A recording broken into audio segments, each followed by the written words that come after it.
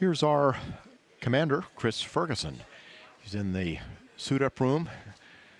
He's having a fit check of his helmet. Pilot Doug Hurley. This is his second trip into space. He completed his first space flight on STS-127, and he's logged more than 376 hours in space. Mission Specialist number 1, Sandy Magnus. This is her third space flight. She spent more than 4 months in space aboard the International Space Station. This is Rex Walheim. He's our Mission Specialist number 2. He's making his third space flight. He's spent more than 24 days in space on STS-110 and STS-122, and he's had 5 spacewalks totaling more than 36 hours.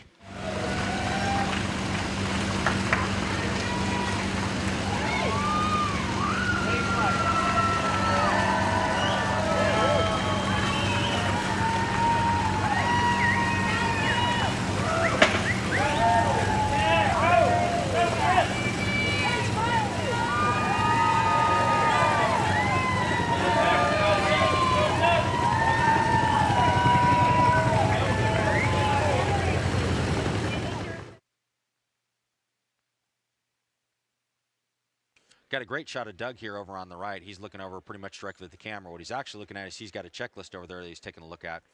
And he's talking with Fergie right now on the intercoms. OTC, MS2, com check. MS2, this OTC. I got you loud and clear. How me? I have you loud and clear also, Roberta. Thanks. Good morning, Rex. Good morning. So that was our last comm check with the OTC, and you can see Rex after the first comm check is bringing his visor down and locking it with that bar that comes down, and that's what makes the seal airtight.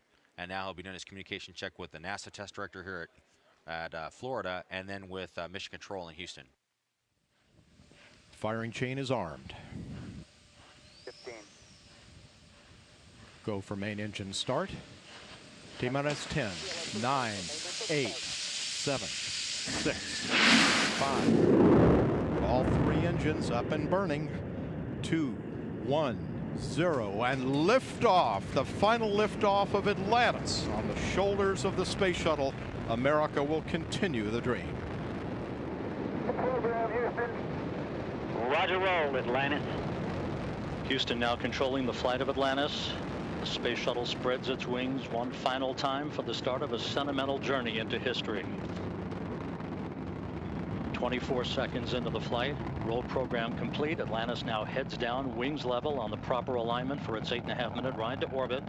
4.5 million pounds of hardware and humans taking aim on the International Space Station. 40 seconds into the flight, the 3 liquid fuel main engines throttling back to 72% of rated performance in the bucket, reducing stress on the shuttle as it goes transonic for the final time. Engines now revving up, standing by for the throttle up call.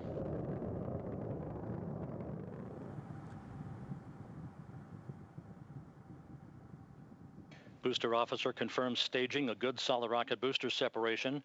Guidance now converging. The main engine steering the shuttle on a pinpoint path to its preliminary orbit. 2 minutes, 20 seconds into the flight. Atlantis already traveling 3,200 miles an hour, 35 miles in altitude, 50 miles downrange.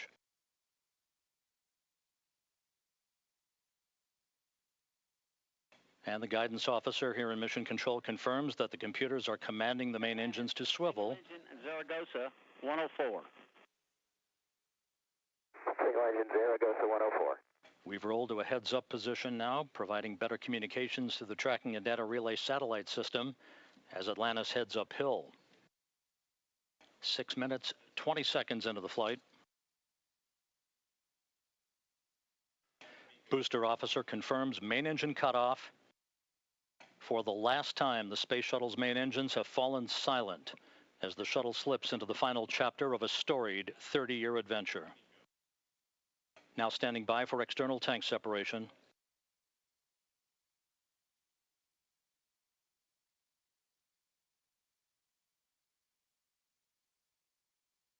Atlantis off the tank.